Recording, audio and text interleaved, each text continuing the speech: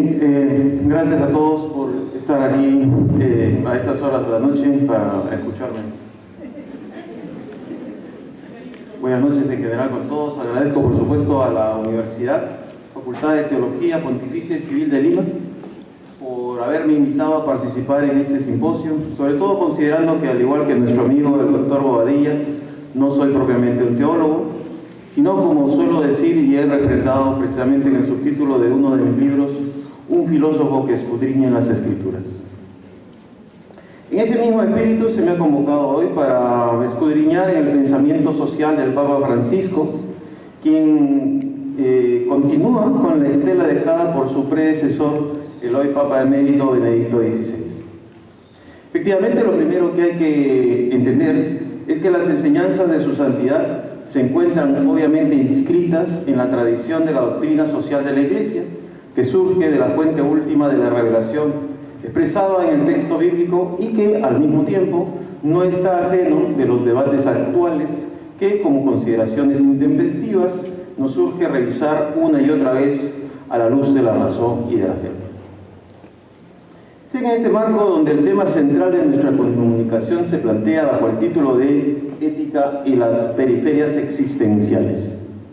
Una expresión que nos lleva en primer lugar a consideraciones previas sobre el significado de la ética y luego, a partir de ahí, inscribir las referencias que el Papa Francisco ha hecho, sobre todo en el inicio de su pontificado, a la noción cara para él de periferias existenciales.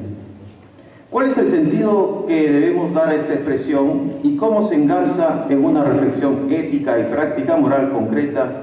Es lo que intentaremos dilucidar en las próximas líneas. Vamos a dividir en la presente exposición en 4 partes.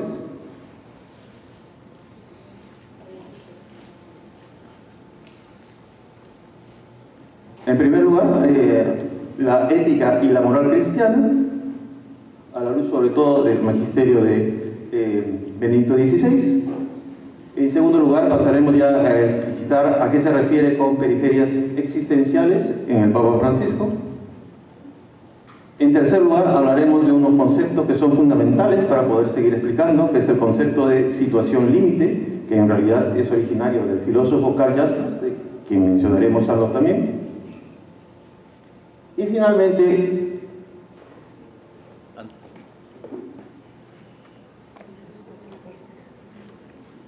hay un problema aquí con...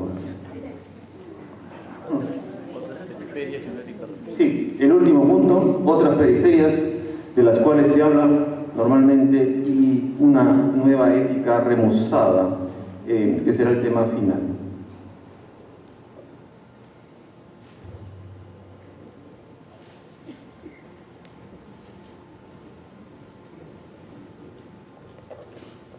Comenzamos entonces con ética y moral cristiana.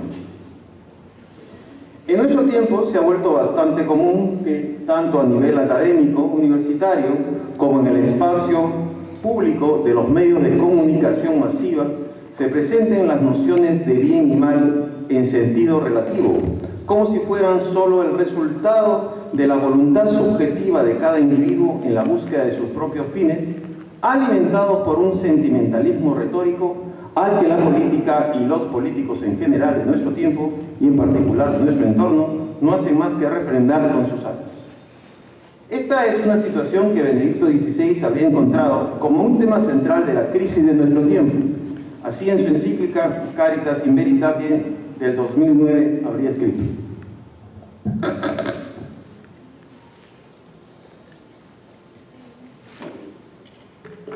se nota un cierto abuso del adjetivo ético, que, usado de manera genérica, puede abarcar también contenidos completamente distintos, hasta el punto de hacer pasar por éticas decisiones y opciones contrarias a la justicia y al verdadero bien del hombre. Mucho depende del sistema moral de referencia. Y añadía más adelante: es necesario, pues, no recurrir a la palabra ética de una manera ideológicamente discriminatoria. De esta manera, el documento expresaba la preocupación continua de la Iglesia del uso y abuso de la noción de ética poniendo bajo su amparo mil y un posibilidades subjetivas de bien y mal que terminarían por hacer que lo que es bueno no lo sea y lo que no es malo lo termine siendo. Así se sucede en las diversas teorías morales, bajo fórmulas ideológicas que buscan justificar lo injustificable y que no solo se diferencian en su forma de fundamentación, sino que, y quizás también por eso, en el contenido mismo de la moral, que está totalmente sometido al gusto y a las emociones cambiantes de cada individuo.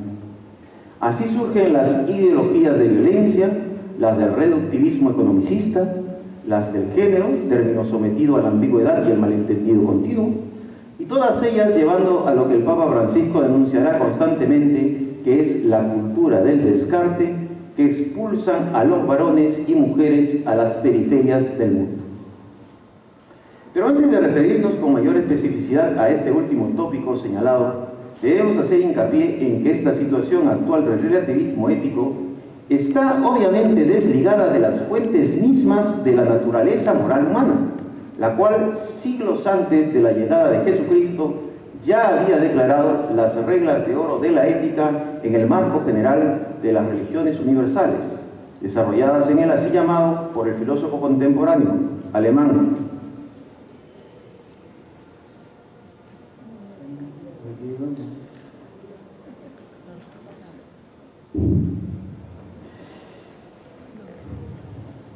el tiempo eje de la historia. Un momento en el cual, en diversos puntos geográficos y culturas sin necesaria relación entre sí, se formularon alrededor del año 500 a.C. las sentencias más fundamentales precisamente de nuestra naturaleza moral. Así es como encontramos al pensador de origen oriental Lao Tse enseñando que hay que devolver el bien por el mal, y al más conocido Confucio insistiendo en el principio: no hagas a otros lo que no quieres que otros te hagan a ti. Una expresión que fue considerada por San Agustín como la primera ley natural inscrita por Dios en el corazón del hombre de todas las épocas.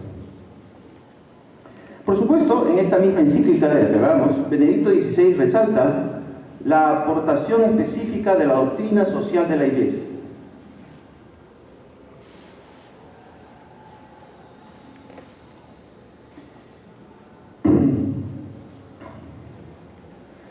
La cual, a partir del principio de que el hombre fue creado a imagen y semejanza de Dios, se remarca la inviolable dignidad de la persona humana, así como el valor trascendente de las normas morales naturales.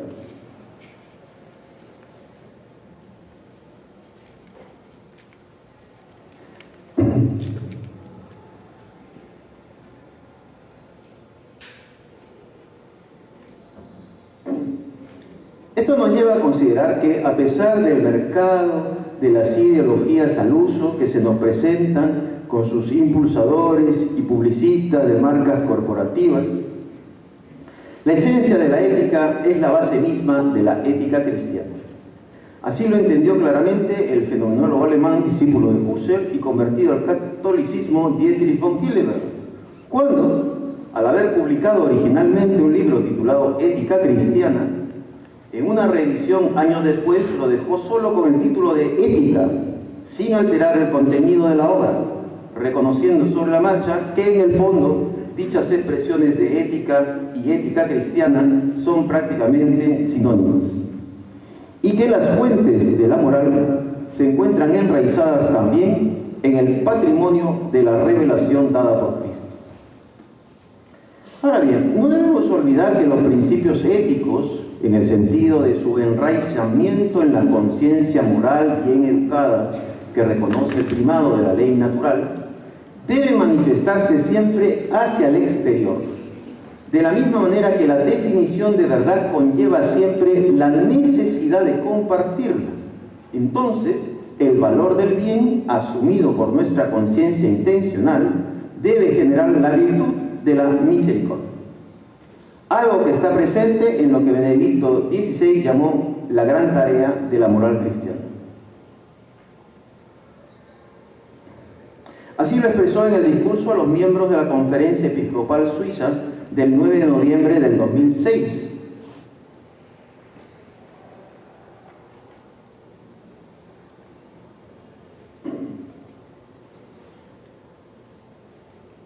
Cuando dijo: creo que tenemos una gran tarea por delante. Por una parte, no presentar el cristianismo como un simple moralismo, sino como un don en el que se nos ha dado el amor que nos sostiene y nos proporciona la fuerza necesaria para saber perder la propia vida. Y, por otra parte, en este contexto de amor donado, progresar también hacia las realizaciones concretas, las cuales siempre tienen como fundamento el decálogo, que con Cristo y con la Iglesia debemos leer en este tiempo de modo progresivo y nuevo. Esto consiste entonces en el impulso del amor que nos hace salir de nosotros mismos hacia la vida de los demás y que nos lleva a actualizar como cristianos toda práctica moral en el horizonte de ese mismo amor que superan todo narcisismo egoísta contemporáneo. Es desde esta perspectiva que podemos leer las diversas intervenciones públicas del Papa Francisco sobre el tema que trae nuestra atención, es decir, el concepto de las periferias existenciales. Pasamos entonces ahora al segundo punto. Las periferias existenciales según el Papa Francisco.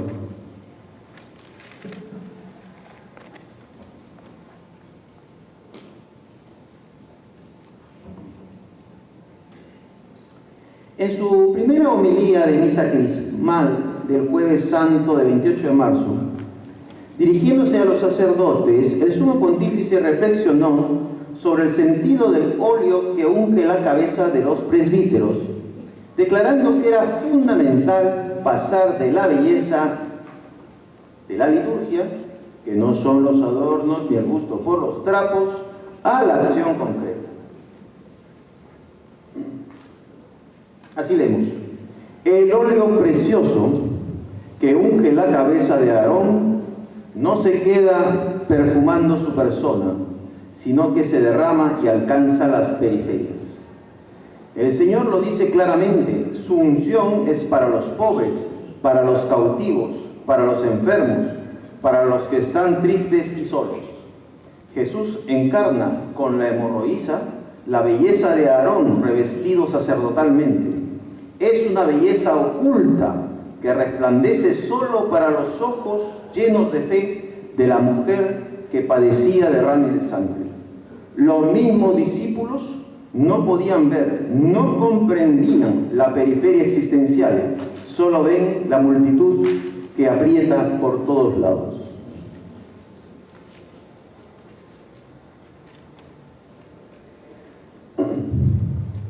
En esta frase del Santo Padre podemos destacar varios puntos importantes. En primer lugar, es obviamente un llamado a que los sacerdotes comprendan que su labor no puede quedarse solo en el ejercicio de la práctica litúrgica sacramental. El Papa Francisco traslada así la experiencia de la unción crismal a la acción del mismo Jesucristo, cuando en medio de la muchedumbre sana a una mujer enferma de quien nadie se percataba de su existencia. Era, en el mejor de los casos, solo una mujer más, que es como decir que es irrelevante y que prácticamente no existe, un número más en las estadísticas.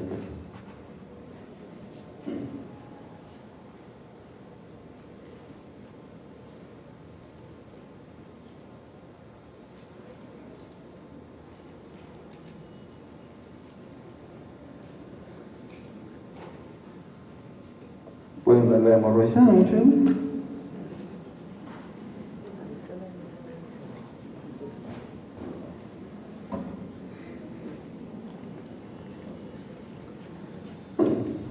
Así como la hemorroísa del Evangelio, pensemos así en muchas mujeres que hoy en día son maltratadas al interior de sus familias de todas las clases sociales. O también mujeres violadas en espacios públicos, en la impotencia de ninguna autoridad que las defienda. Menores de edad prostituidas en las zonas mineras informales de nuestro país. O que solo por el hecho de ser mujeres terminan siendo manipuladas por programas de esterilización forzada que al final no son sino números anónimos en una base de datos estadísticos, es decir, que realmente no existen como personas, porque ningún censo las va a identificar, son solo parte de esa muchedumbre que nadie ve o que no quiere ver. Es interesante que una de las primeras menciones públicas del pontificado del Papa Francisco a la noción de periferias haya sido precisamente esta, la de una mujer enferma a quien los discípulos, quienes todavía no han pasado por el Pentecostés, no llegan nunca a ver. Que no sea así entre nosotros que hemos sido bautizados en el Espíritu de Dios. Ya en la homilía de inicio solemne del ministerio petrino, el Santo Padre decía para todos, sacerdotes, religiosos y religiosas, laicos e incluso a otras comunidades religiosas, incluyendo la judía, que debemos aprender a salir de nosotros mismos para ir al encuentro de los demás, para ir hacia las periferias de la existencia. Y posteriormente en la vigilia de Pentecostés, con los movimientos eclesiales, también durante el primer año de su pontificado, recalcaba: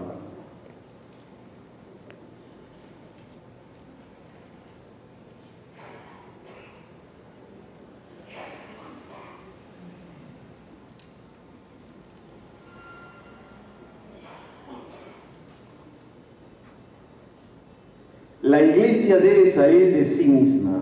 ¿A dónde? Hacia las periferias existenciales, cualesquiera que sean. No podemos volvernos cristianos almidonados, esos cristianos demasiado educados que hablan cosas teológicas mientras toman el té. No. Así que el llamado a dirigirse a dichas periferias no es un llamado solo para los presbíteros o miembros de una jerarquía sacerdotal. Es un llamado para todos los cristianos, pero que además debería ser asumido por todos los hombres de buena voluntad.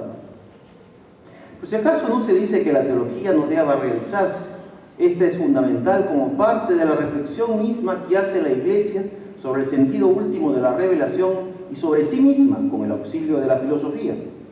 Lo que se remarca es la condena a las formas aburguesadas y acomodaticias en las que muchas veces han caído los mismos cristianos y católicos bien educados.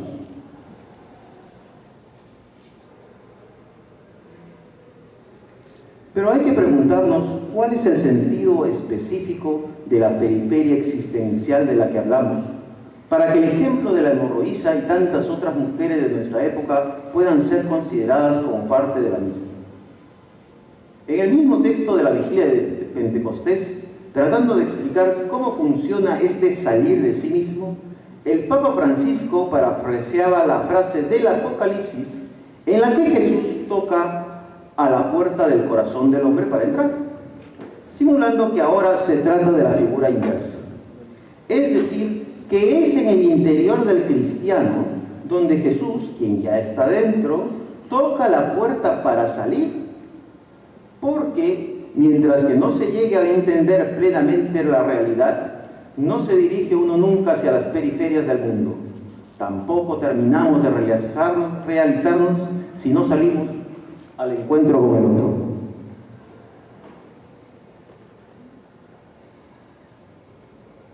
Se trata así de cambiar esta cultura del desencuentro en la que nos hemos inmerso por una cultura del encuentro, una cultura de la amistad, una cultura donde hallamos hermanos.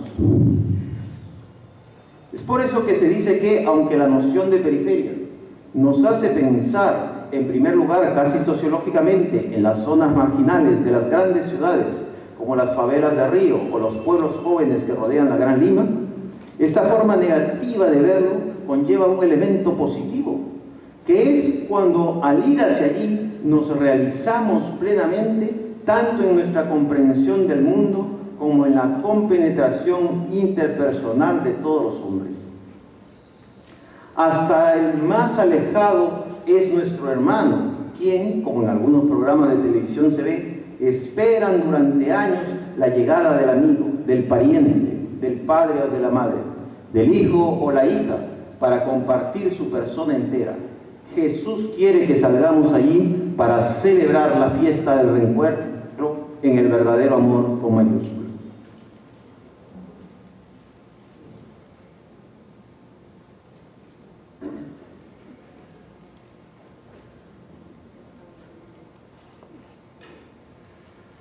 Vamos ya a la tercera parte.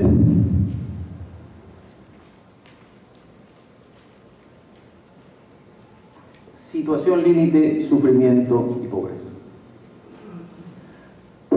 Ahora bien, un concepto muy utilizado por nuestro querido Santo Padre para poder seguir profundizando en esta noción de periferia existencial es el concepto de situación límite. Este es una expresión originalmente acuñada también por el mismo Karl Jaspers, autor al que hacía mención líneas arriba. En el marco general de su filosofía existencial, resultado de los sucesos traumáticos de las guerras mundiales, particularmente la segunda, con los campos de concentración y el genocidio nazi, así como a partir de su propia enfermedad crónica que padeció toda su vida, este autor definió la situación límite como aquellas situaciones que no son esencialmente modificables y de las que no es posible evadirse. Suponían así el límite de toda búsqueda existencial, dada la impotencia de realizar cierta plenitud, porque te podía catapultar a una comprensión en pro de la trascendencia. Jaspers identificaba así la muerte, la enfermedad, la lucha continua, la culpa y hasta la experiencia del fracaso que podía hundirte en la miseria más absoluta o ser utilizada para elevarte a un estado mayor de existencia auténtica. Bajo esta idea, el Papa Francisco señala que quienes viven estas experiencias límites son precisamente los que se encuentran en esas periferias a las que debemos llegar. De la misma forma que a la hemorroísa, el óleo de alegría que ha venido a traer Jesús debe iluminar esas situaciones límites, indicadas aquí como las periferias donde el pueblo fiel está más expuesto a la invasión de los que quieren saquear su fe.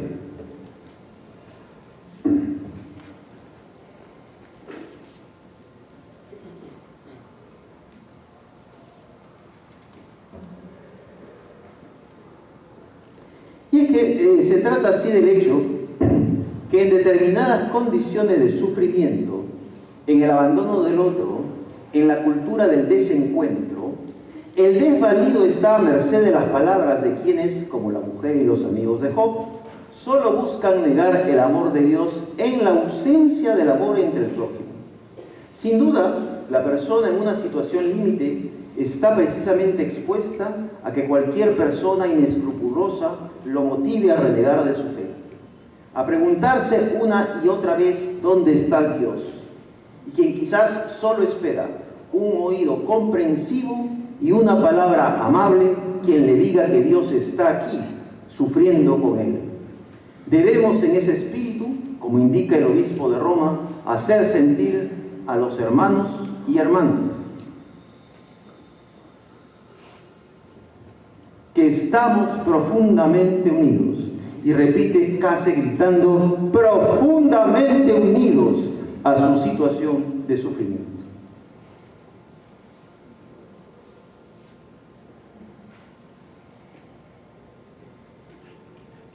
Una oración suele repetirse: Señor, mira a este hermano, mira a esta hermana que sufre tanto, que sufre tanto. Una oración que nos recuerda a los cristianos que mueren por el odio religioso en zonas alejadas de Medio Oriente, pero a los que nos debemos sentir hermanados todos los días en nuestra oración, sabiendo que viven constantemente la situación límite de la lucha y la muerte. Pero también aquí entre nosotros, nuestro prójimo inmediato está repleto de experiencias límite que necesitan consuelo y ayuda, experiencias que se expresan en las situaciones existenciales de pobreza. Pero ¿qué significa exactamente la pobreza como situación límite? ¿Cómo considerarla en su sentido existencial y no meramente sociológico, o con los ojos del reductivismo economicista de las derechas y las izquierdas políticas, generalmente más interesadas en manipularlas para sus propios réditos de poder electoral que de estar con ellos en su condición humana.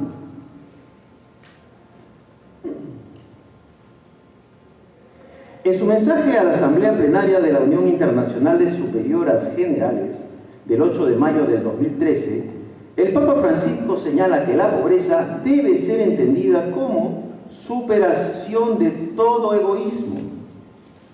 Así que se trata de una pobreza que se expresa en una sobriedad y alegría de lo esencial, para alertar sobre las ideas materiales que ofuscan el sentido auténtico de la vida. Y añade, pobreza que se aprende con los humildes, pobres, enfermos y todos aquellos que están en las periferias existenciales de la vida.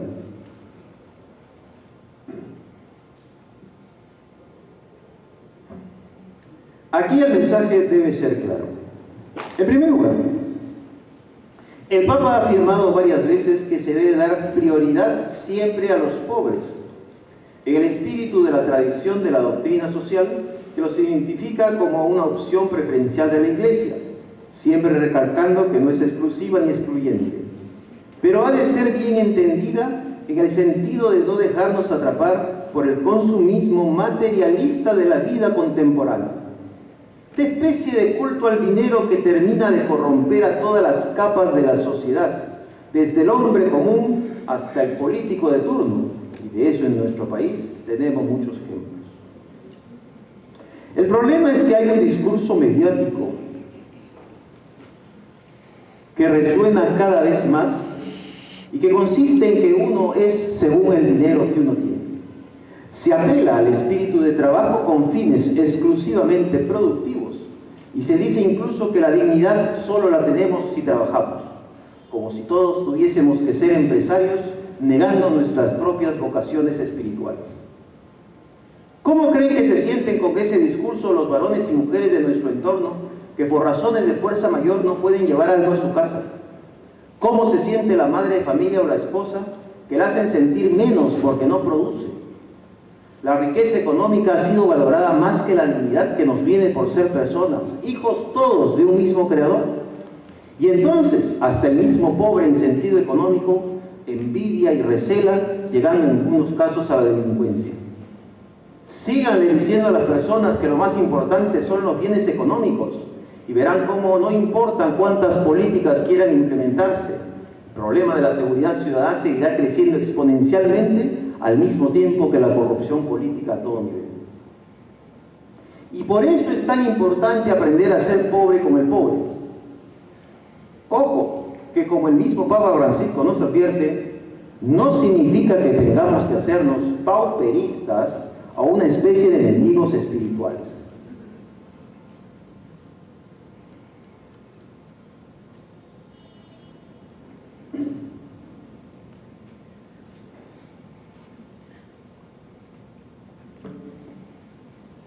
Como les dijo a los participantes en la Asamblea Diocesana Romana el 17 de junio del mismo primer año de su pontificado, se trata de aprender a llevar la alegría al pobre y al que sufre mediante la compañía, la comprensión, la ayuda y el amor que nos lleva a abrazarlos a todos, pero especialmente al excluido. Es en la exclusión cuando la pobreza se vuelve miseria. Es en esa periferia existencial de soledad donde el desasosiego captura al pobre en la misma vorágine de materialismo que lo ha hundido. Es así como el cristiano debe llegar al pobre, no para alabar su pobreza económica, sino para acompañarlo en la alegría de su lucha diaria, en el consuelo que solo puede venir del amor de Dios. Y aquí que se hable también de una periferia del corazón. Es finalmente Cristo dentro de uno, queriendo salir hacia la periferia del amor y hallar la pobreza del prójimo siempre necesitado de Dios.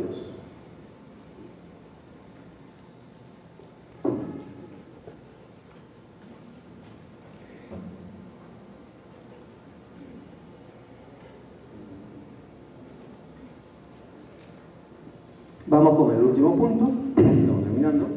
Otras periferias y una ética remozada. Finalmente, Aunque el primado de ir a las periferias para hallar la pobreza es un punto esencial en las enseñanzas del Sumo Pontífice, como ha sido dicho, no es de ninguna manera algo exclusivo.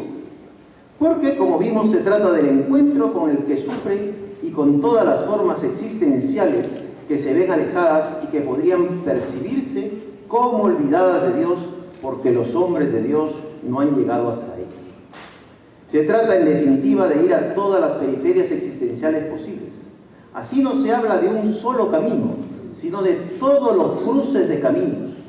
Dios siempre ha querido salir al encuentro del hombre y los que hemos tenido la gracia del bautismo debemos encontrarlo en toda realidad humana posible. Así se expresa el Papa Francisco, por ejemplo, diciéndole a los mismos participantes de la Asamblea Diocesana Romana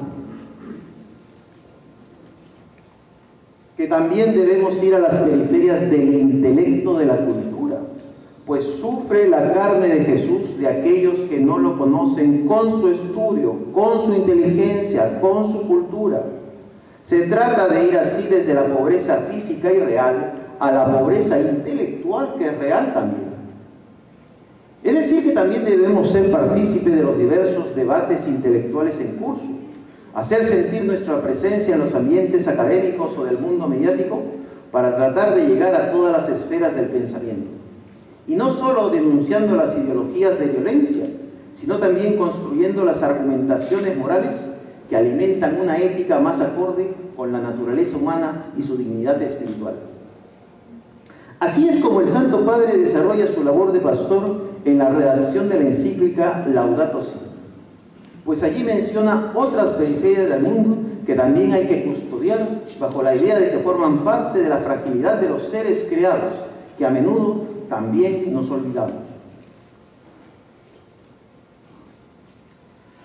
Se trata en suma de toda la creación, las criaturas de Dios y el entorno en que vivimos, los niños, los ancianos, las familias. Son todas ellas las que suelen quedar en esas periferias que estamos llamados a custodiar, porque en el fondo todo está confiado a la custodia del hombre y es una responsabilidad que nos afecta, ser custodios de los dones de Dios. Por eso es importante la periferia cultural, para ir al encuentro de los demás sin deponer nuestra propia identidad cristiana, que en sentido irónico no se define como mestiza, afro, blanca, lógicamente. Para aportar también en la mejor comprensión de cómo llegar a todas esas personas que sufren situaciones límites, los enfermos, los que son víctimas de agresiones sangrientas, los trabajadores sometidos por los malos patrones y las condiciones generales de la mujer que no alcanzan a ser reconocidas como iguales ni siquiera ante la ley. Por supuesto, como el mismo Santo Padre nos recuerda, una idea que, como sabemos, ya estaba en Lao Tse: un cristiano debe saber siempre responder al mal con el bien, aunque a menudo es difícil.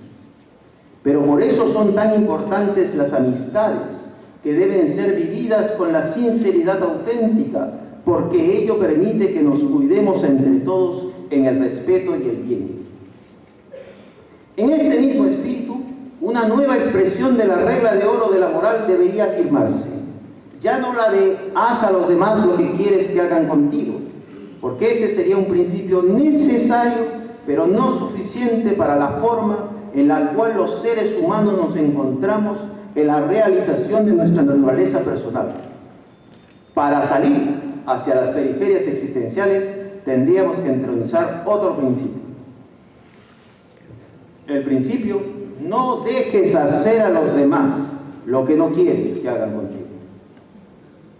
Así que ya no solo se trata de una actitud de autoevaluación que puede tener visos de pasividad, sino de una guía para el acompañamiento y el consuelo misericordioso. Salir de la indignación que nos provoca las injusticias de nuestra sociedad, que debemos denunciar, para anunciar la construcción teórica y práctica de una sociedad que debe estar marcada por el espíritu siempre presente del reino de la paz y el amor en Cristo. Repitamos así todos en conjunto una vez más: Por ello, la oración de la tierra puesta al final de la encíclica Laudato Si. Dios de los pobres, ayúdanos a rescatar a los abandonados y olvidados de esta tierra que tanto valen a tus ojos. Enséñanos a reconocer que estamos profundamente unidos con todas las criaturas en nuestro camino hacia tu luz infinita.